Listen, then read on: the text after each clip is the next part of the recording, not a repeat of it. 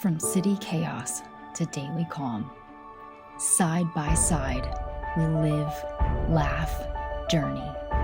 In a world that forgets compassion, respect, unity, we were made for community, for life together. Learn to live as a compassionate community. Learn to live side by side.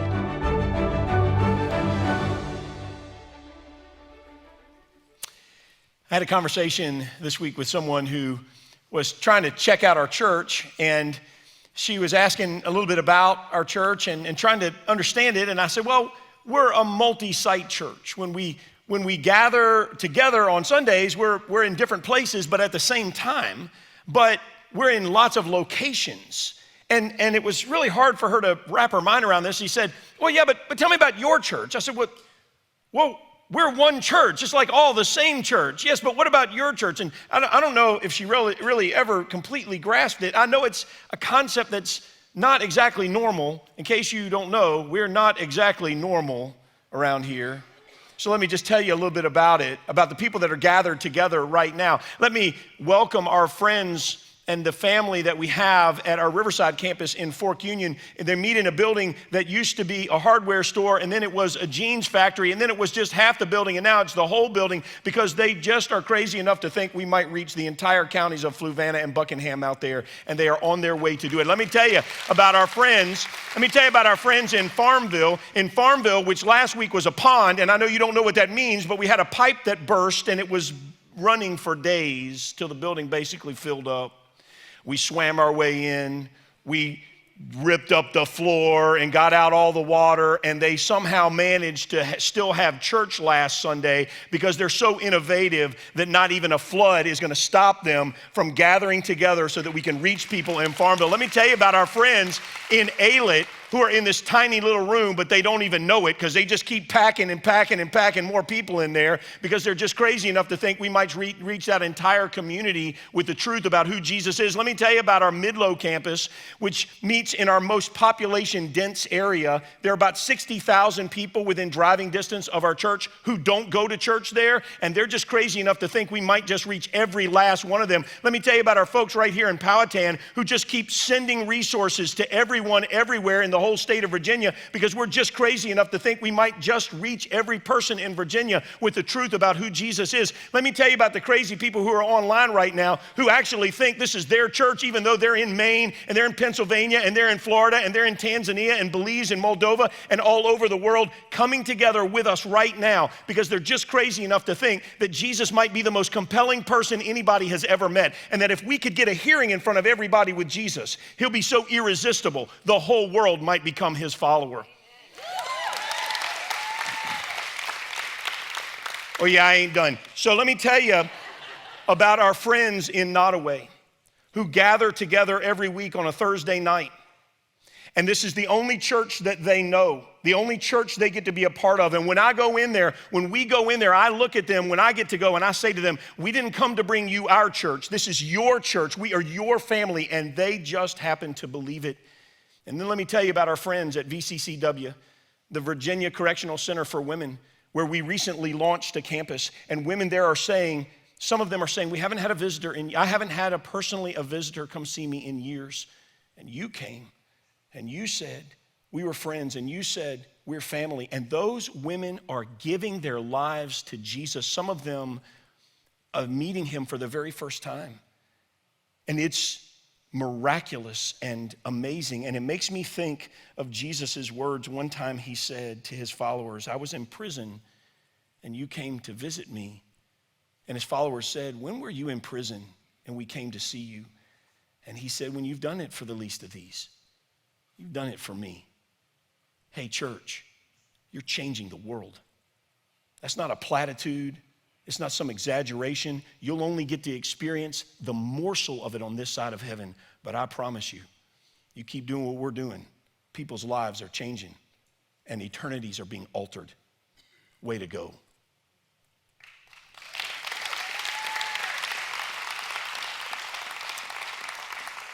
I only failed one class in college. I failed organic chemistry. Now, I was a good student. I was not the smartest kid. but I did have, and I do have still, excellent short-term memory. And what that meant was, and I know some of you parents with a kid in college right now, you are hoping they ain't watching, because I'm telling you, I'm about to make you really mad. So this is what I did. So this was my strategy in college. I quit buying the books. I didn't even buy the books. I didn't read the assignments. I didn't do any of that stuff. Here's what I did. My strategy, because I had excellent short-term memory, I never missed a class. I went to every class. I sat in the very front row. I took excellent, detailed notes. And then I could study for any test based on the notes just from attending class, and I could get a B. And that was my goal, to get a B, which is the other reason for the email you're going to send me later, but just hold on to it. Really, I don't care. So I graduated. So anyway, here's what would happen. As the test would come, I would take my notes, I would jam the information in, and then I would sort of do a little short-term knowledge vomit on the exam. I would get my B, and when the test was over, I had this wire in my brain, a switch that I could flick, and I would just sort of do a toilet flush with all that knowledge. And if you asked me to take the test the next day, I couldn't answer a single question. But that didn't matter. I already took the thing, and I got my B. But organic chemistry was different. And it wasn't different because of the class. You see, while I was taking organic chemistry, I met the most amazing girl ever. And all of a sudden, my excellent short-term memory of all things science got hijacked. It's short-circuited by a mind filled with all things Susan Payne. I couldn't think. I couldn't study. I could barely breathe. I certainly couldn't pay attention.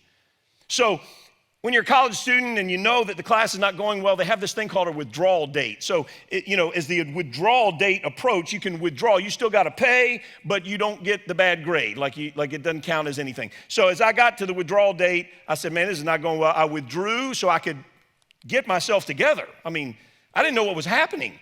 And so then I withdrew from the class. I signed up for it the next semester, and because that's the kind of person I am, I just toughed it out to the end. I just said, I'm gonna tough this out. So I toughed it out to the end, and I got an F+.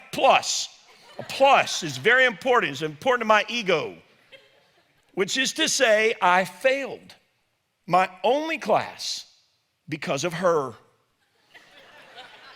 It was her fault. I take no responsibility. Her beauty was the culprit in this mess. Her grip on my emotion is to blame for all of it. Her overtaking of all things intelligent became my downfall.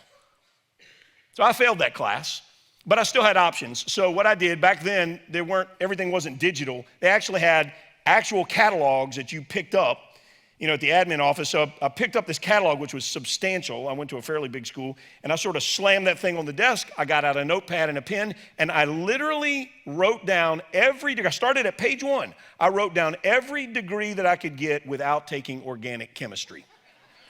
And I picked from the list. Business it was, where I somehow managed to graduate with honors, even with that F+ back there in my history. Failure is a part of life for all of us. Maybe you never failed a class, and maybe you don't really want to admit this, maybe you don't even know it, but nobody gets through life without some failure. Now, from one perspective, we can see our failures as a growth agent, right? With the benefit of hindsight, I can look at the things that I would count as a failure, and I would say, well, I can learn from that. It made me wiser or stronger or more resilient, right? And it's all good. It's all good when my failure is on me. But what about when my failure is on you? What about when what I choose to do hurts not just my GPA, but your feelings, or costs you something tangible and valuable? And moving on from my organic chemistry debacle was easy because I got to stay in college, and frankly, I got the girl. So I won. I can look back on that, and I can even see the failure and say, from some perspective, it actually helped me. But what about when my failure hurts you? And make no mistake about it, that scenario, the one I just said, where I hurt you, that's a foregone conclusion. See, we've been talking about how to live side by side and to do it well. God intended for us, this church, even as multi-site as we are, he intended for us to be the trendsetters, the picture of what genuinely healthy community looks like. Well, in order to do that, we're going to need some tools, some mutually agreed upon apparatus. We're going to need some explicit components that will become our guiding principles for forming the foundation of this healthy community. And fortunately, God didn't leave us to invent this. He gave them to us. So last week, we said that if we're going to live side by side well, we're going to need to learn to love well, which I know sounds like just another Hallmark movie, but it really is a lot more than that. And we talked about that last week, and if you missed last week, this is just one of those times I would really encourage you to go back and pick it up. You can watch it easily on our website or YouTube or wherever. But today, we need to talk about the remedy for our failure. More specifically, the remedy for our mutually targeted failure. When I fail you, and when you fail me, and when we fail each other, which again is not hypothetical. I assure you that if you do life around people, those same people, from time to time at least, are going to let you down. And you're going to let them down. It's just life. So instead of burying our heads in the sand or burying our bitterness and anger to just be piled up with all this hurt, or instead of keeping everybody at arm's length and just staying distant, God wants us all to choose something more healthy, something far more healthy. He wants us to choose to forgive. In the most famous prayer that at least I would argue that's ever been spoken, sometimes we call this the Lord's Prayer, Jesus presumed that our side-by-side living would contain an ongoing component of forgiveness when he taught us this. He said, when you pray, ask God to forgive us our sins, for we also forgive everyone who sins against us. This second part of the phrase is an assumption of a condition that already exists. Jesus assumes that we're forgiving other people, and on that basis, we're asking God to forgive us. See, throughout Jesus' ministry, he encountered lots of people who were guilty of all kinds of sins, people who were committing adultery and taking advantage of other people, or had massive egos, thought they were better than everyone, they were lying, they were stealing, you name it. Jesus forgave them all. Even when he hung on the cross, he prayed that God would forgive the people who at that very moment were torturing and executing him. Forgiveness is at the heart of God, because where there is no forgiveness, there is no community. There is no church, there's no family, there's no healthy living side by side. All that goes away.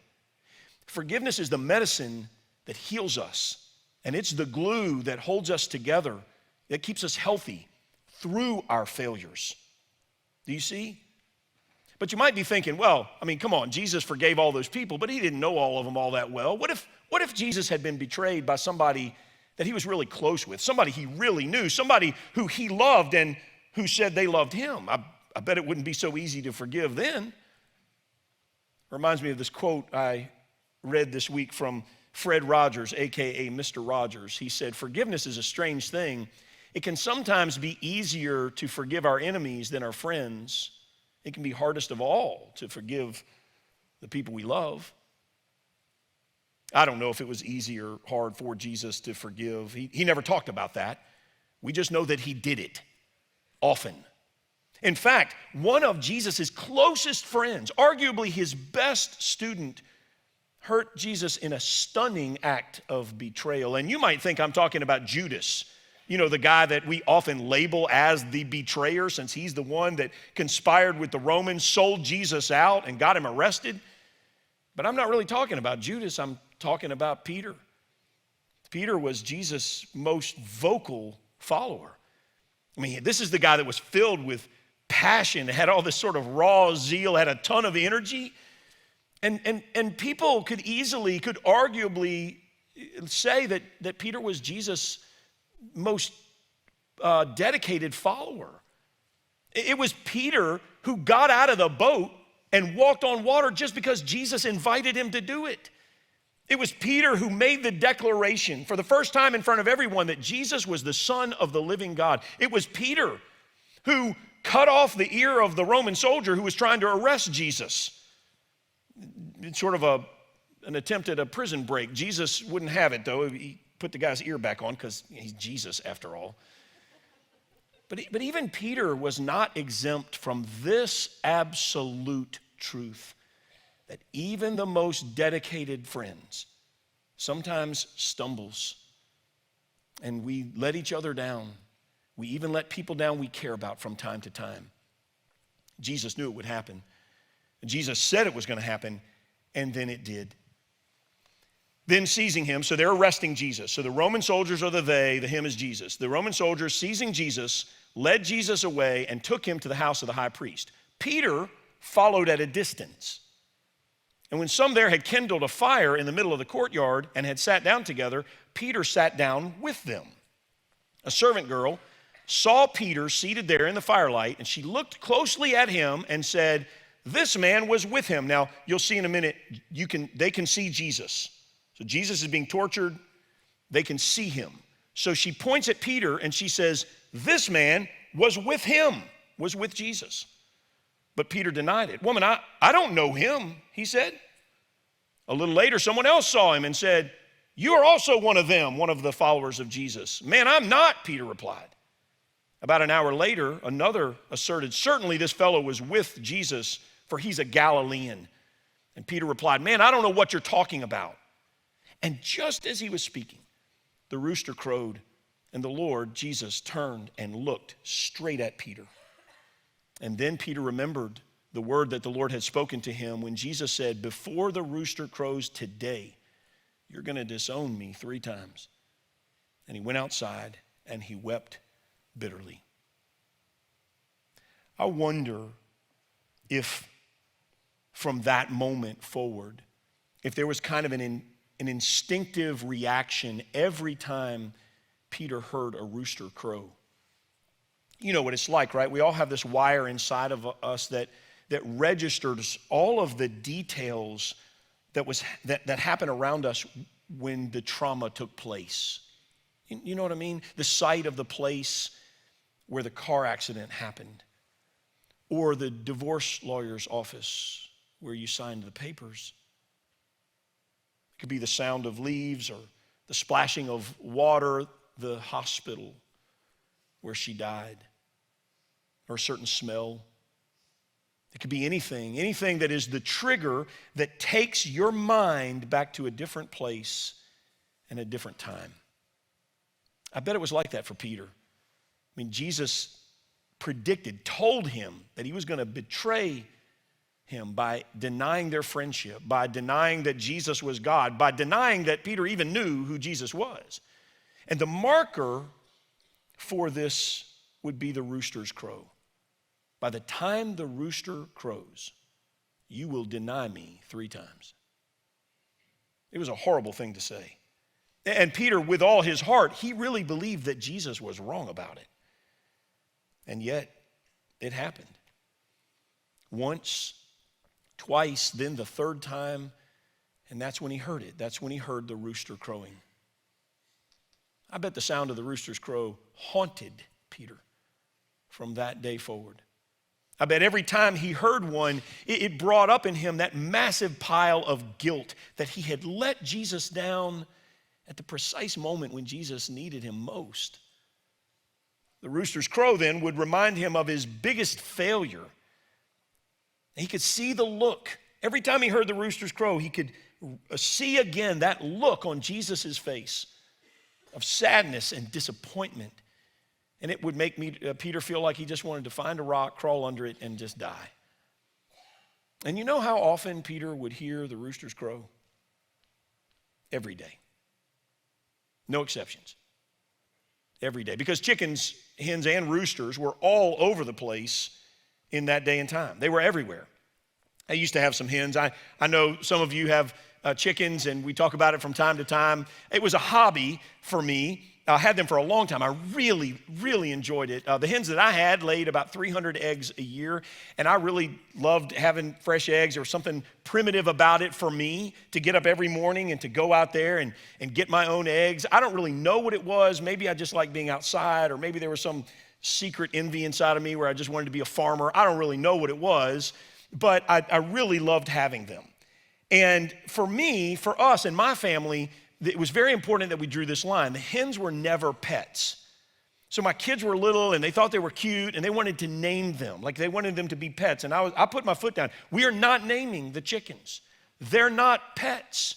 They are, I would say this to my kids, the hens, these are egg producing factories. Think of them like machines that cluck and lay, of course. Eggs are why we have them. That's it. But kids can be persistent. So they just, no, Dad, we got to name them. And they started to name them. And I realized this was getting out of hand. So I said, okay. We called a family meeting. You can name the hens. Yay. I have a list, and you just have to pick from the list. Here's the list. You can name them anything you want, anything on this list. Fried, barbecue, rotisserie, nugget, grilled. We had hens, but we never had a rooster because I often leave my house really early in the morning. And so I'll walk out of my front door at 5 a.m. and I step outside in the pitch black darkness and hear the sound of a rooster crowing, today included, and every day. Some neighbor in the distance has one, and he crows every single morning. Now, we live in a modern age, right? So as long as my windows are closed and my doors are shut, I really can't hear that rooster inside my house during that last hour of critical sleep that I need. But every day he's crowing because that's what roosters do. And in first century Palestine, they didn't have insulation and, airtight houses and windows they could close and all that stuff. A rooster would be impossible to avoid, the sound of him. It was as common as for us hearing a car pass by or a cell phone ringing. And I've been to developing countries all over the world, including our 3 partners in Tanzania, Moldova, and Belize. And in every one of those places, the rooster rules the clock. The rooster begins crowing early morning every day before the sun is up, before your internal clock is ready to get up. So imagine what it would have been like for Peter to wake up every day to that sound, to have that conditioned response bringing up the anxiety of his life's biggest screw up happen not every once in a while, but every single morning.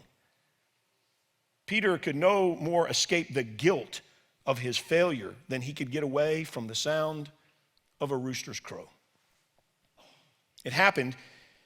That failure happened on the day that Jesus was being crucified. And then Jesus died, of course. And Peter's last memory of him is that look where their eyes connected just as the rooster crowed. In the moment when Jesus needed him most, Peter let him down, denied even knowing who he was. And now Jesus is gone. And every day the rooster crows, and Peter would never forget, because of it, his most epic life failure. But you might know, Jesus did not stay dead. He rose from the grave, and one day, there's this period of the Bible where we're told all these incidents of Jesus appearing, and one day he shows up to see his old friends, including Peter, and the whole gang's there. And I wonder, we're not told this, but I can only imagine, just in his humanity, I'm sure Peter wanted to just avoid him. Like, really. He had let Jesus down more than anybody else. There's no way, he's got to be thinking, there's no way Jesus can forgive me for this kind of betrayal. This kind of failure. There's just no way. But they end up at this meal together, right? And it must have been a little bit awkward for Peter. He's sitting there at the table. Everybody knows about Peter's failure. Jesus knew it, of course, but everybody else knew it too, and Peter certainly knew it.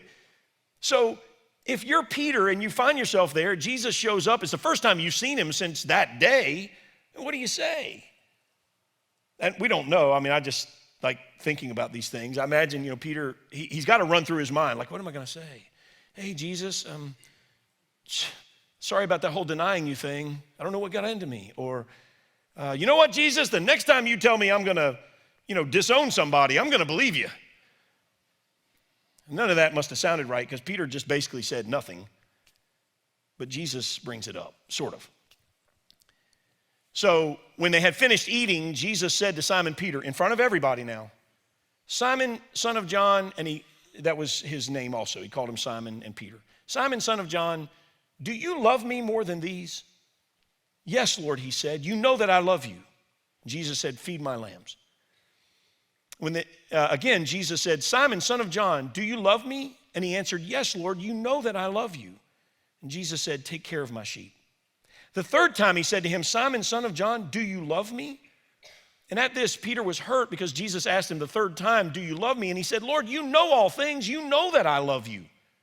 And Jesus said, "Feed my sheep."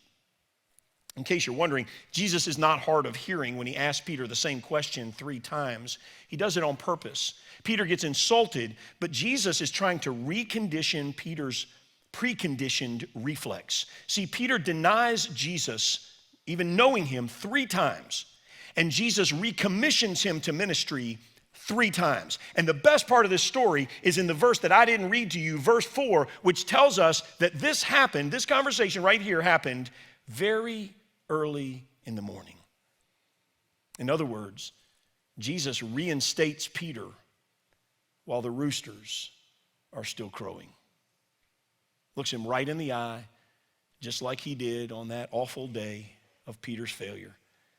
And he essentially says, "You thought I was through with you, but I forgive you and I restore you and I love you. And I'm even going to use that failure to do great things through you." That's what forgiveness looks like. From that moment on, the rooster's crow no longer represented Peter's guilt. It now stood for God's grace and forgiveness. It was not the sound of horror anymore. Now it was the sound of healing. Jesus chose that particular place, that particular time, that particular audience because he knew that Peter needed a reconditioning of his reflexes, and Jesus, as always, knew just how to do it. But this wasn't just about Peter. It was about the others too. When Jesus forgave and restored Peter, those other disciples, they were sitting there, they were watching, they were listening.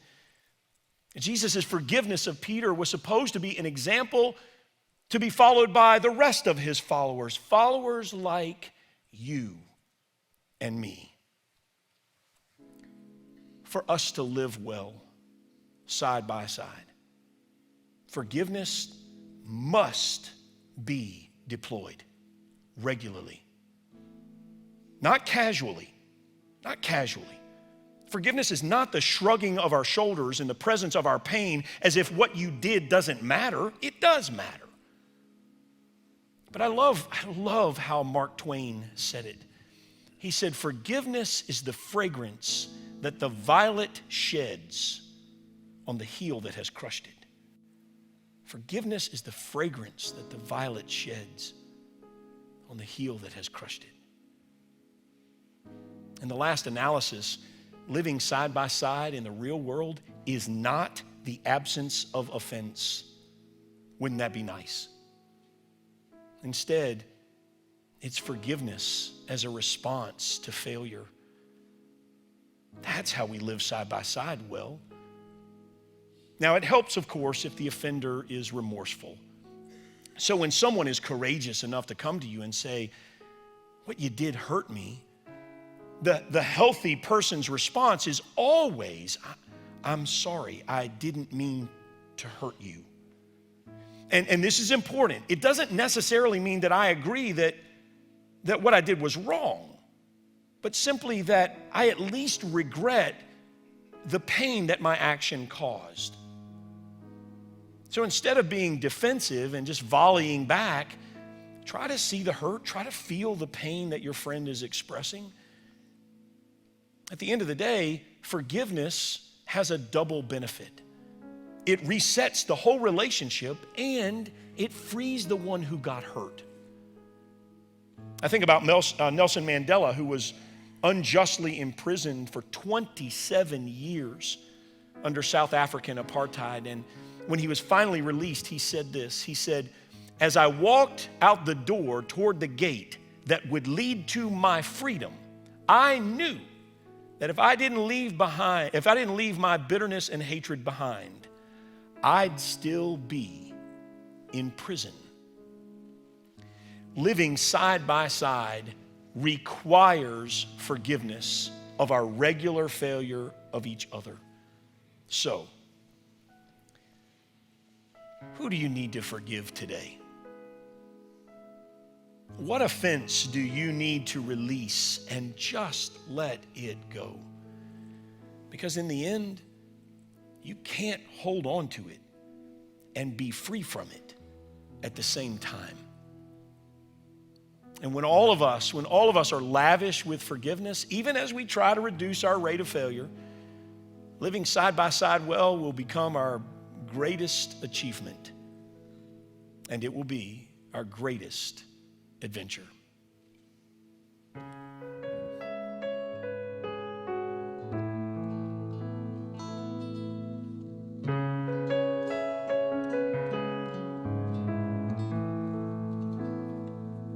You're holding on to anger like it was your mama's hand, holding on to hope that it will lead you home again. Then you wake up all alone to find you're in a foreign land. So when you see what good the holding on has been, let it go.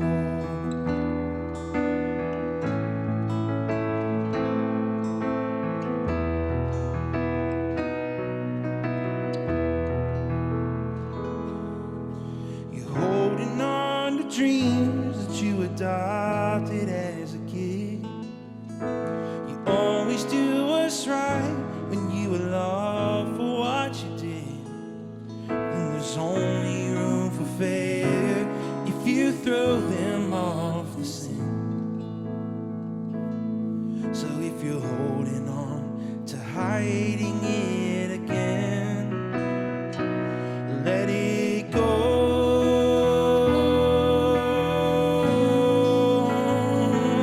Let it go.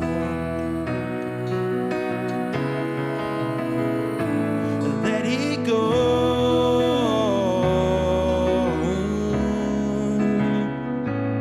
Let it go.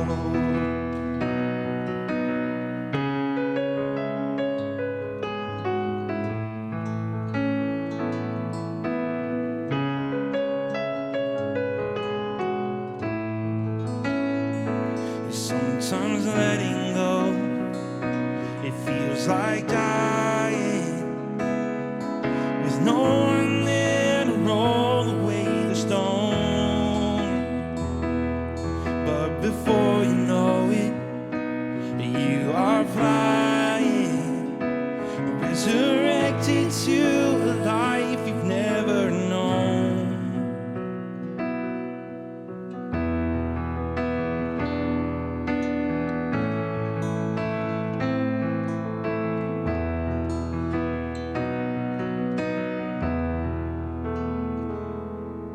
You're holding to an image of a disconnected God who needs to be protected from the darkness in your heart, who waits for you to sober up before he gives his love.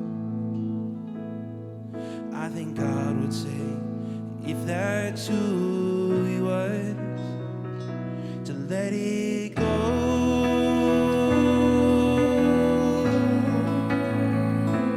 Let it go.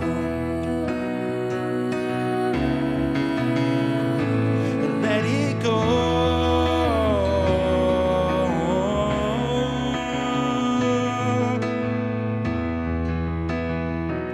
Let it go.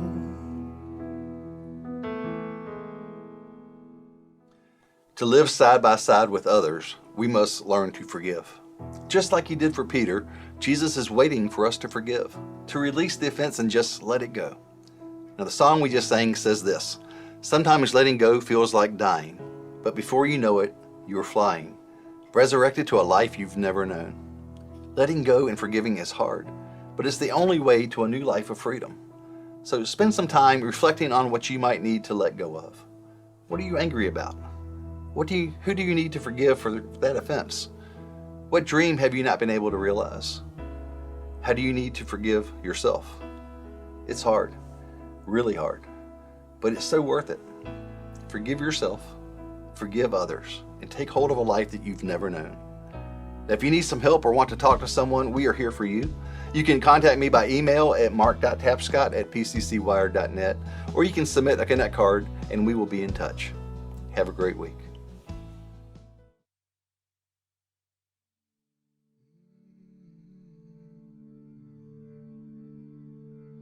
How great this love, oh, it's moving on my mountains. It's perfect